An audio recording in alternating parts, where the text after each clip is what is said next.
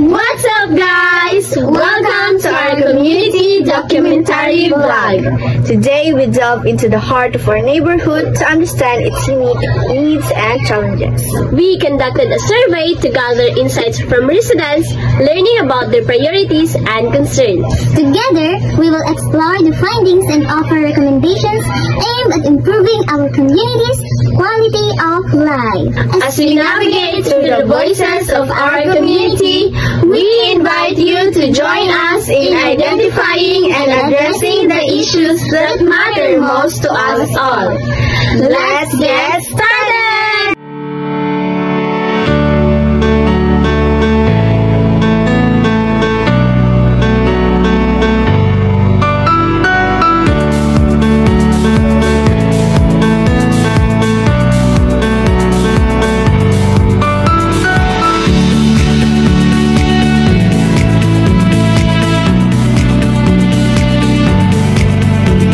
Throughout this journey, we'll be visiting homes, engaging with residents, and gathering their valuable insights through interviews.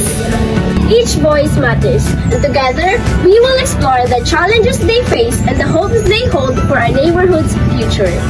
Tara na!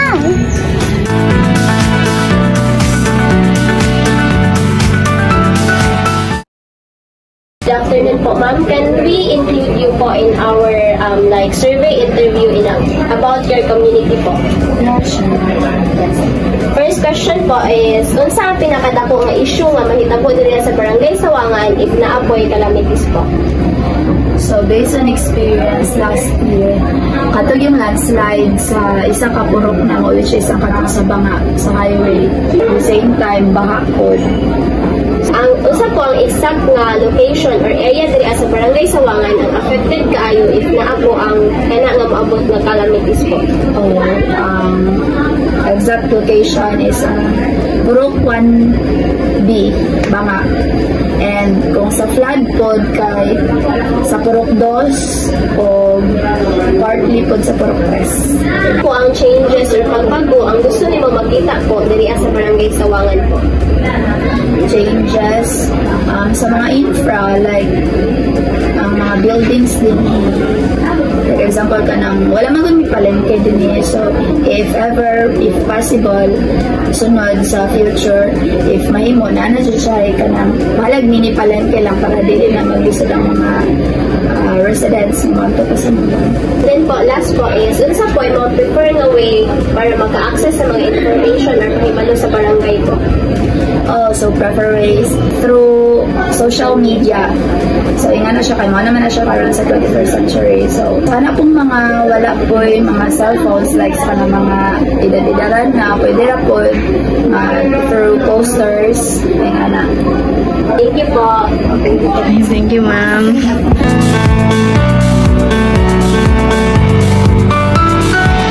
Okay, first question po is unsa ang pinakadako nga issue in your community po? Ang pinakadako nga issue din number 1 sa Sawangan is kaning pagbaha.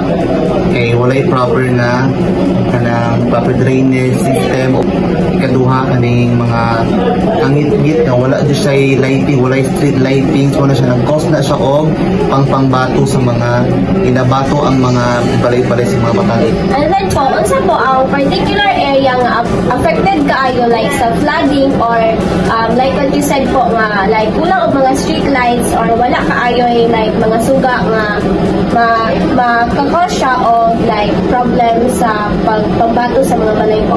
Diri sa Purok 1 jud mismo og sa Purok 2 sa crossing. Mo gina siya ang ginabahaan niya kanang bato-bato nga kanang problema nila diri sa likod sa Purok 1 ra gihapon. Like unsa po nga kanang like changes or pagbago sa inyong community nga gusto nimo makita sa karon po like sa issue nga nahitabo karon? Ang gusto nga changes nga mahitabo is proper action gikan sa council sa barangay kung saan nila kung sa resolution nila anak. Then po last po is unsay mo prefer nga way to like access the information or makadawat og update sa katikaran sa inyong barangay or any update sa inyong barangay po? Kung pinaka-dominant nga ginagamit ng application is Facebook lang yun. Like posting po? Like yes. Thank you po. Okay.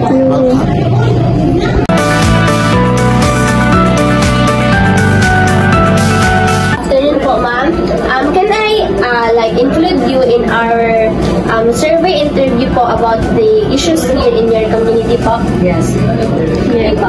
First question po is, unsa ang pinakadako nga issue diri ang mahitabo sa Barangay Sawangan kung naay mga kalamidad or any issue po? So diri kay ang first gid nga problem diri is kanang magbaha man jud. So ang problem ang kay ang drainage jud. And then like sa imong ingon po nga pagbaha, unsa po ang exact location diri sa Barangay Sawangan nga affected kaayo pag naay baha po? All Poroks. All Purok mo. Mostly sa Kwan jud. Purok 1, diri 2, 3. And then unsa po imong gusto nga mga pagbago nga makita diri sa barangay po? Ang drainage jud ipadako gid siya. And then last po is, unsa nga imuhang mas prefer nga paraan or way para maka-access sa mga information or mga pahibalo sa barangay po? Through social media. Mag-post og ng mga pahibalo, mga information nga inani ang kwan para napoy makatabang. Thank you, ma'am! Good afternoon po, sir. Can I conduct a interview survey po in like problem here in your community po? Ma'am, sa Barangay Sawangan, ang pinakadako ng problema na po diri panahon sa ting-ulan, medyo nagay purok diri nga bahaog nun. Ikaduha, ini pong purok uno, ting ulan, maglunok po niya diri sa purok uno sa sitio Barangay Sawangan. Okay po. And then po, next po is, unsa nga mga pagbago or changes ang gusto nimo makita po diri sa Barangay Sawangan? Ama, mga kung gusto nyo luta na yung mga programa nga maayo, ang dami mo dawat sa council kung sa muang barangay captain para kunis kaiwan sa mga lumulupyo dingi sa Barangay Sawangan. And then last po is, unsa po imong prefer nga way or like access sa information po or mga pahibalo sa barangay nga gusto nimo like unsa ang mga prefer nimo nga ways nga para maka-access ka sa mga pahibalo po sa barangay? Ang akong ways sa di pa mabot mga katalagman, mga dami ng mga barangay council ug labi na sa mga samuang barangay opisyal sa isyu pamag. Thank you po, sir. Good afternoon po, ma'am. Can we include you po sa pag-conduct po o survey interview po about the issues here in your community po, ma'am? Particularly po is sa calamities po. Okay. Sa Sawangan Elementary School, nakasinati jud og flood, especially itong dito nagpuyo sa Naknapan. And then po, unsa po ang like pinakadako nga issue nga masinati diri sa Barangay Sawangan po if naay calamities and unsa po nga calamities ang pinaka like maapektuhan po ang mga tao sa Barangay Sawangan? Mostly jud ang kana jud earthquake. Unsa po ay mga changes ang gusto makita diri po sa Barangay Sawangan? So far, wala man siguro dapat baguho, no? Kay dili man pwede makabago ang maestra.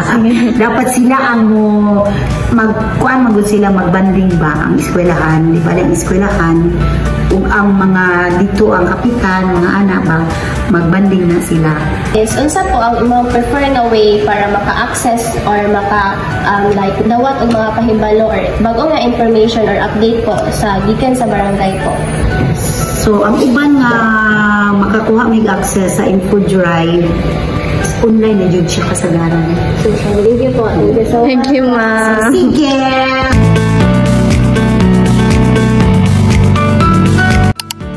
The findings of the survey in our residents of Barangay Sawangan, it became clear that the most pressing issues facing the community are the frequent floods, earthquakes, landslides. Many residents expressed concerns about the lack of adequate drainage system and infrastructure to withstand natural disasters, highlighting the urgent need for improved emergencies preparedness measures and community awareness.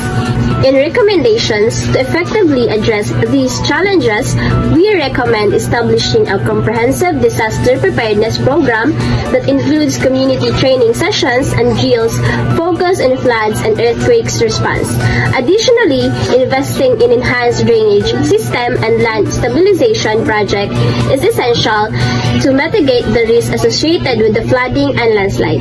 Collaborating with local government and agencies can help secure funding and resources to support these initiatives. In conclusion, as we conclude our documentary, it's evident that the resilience of Barangay Sawangan lies in its community spirit and willingness to confront these challenges together. By prioritizing disaster preparedness and investing in infrastructures, we can create a safer and more secure environment for all residents. Let's join hands to build a brighter future for our community. Thank you for joining us on this journey.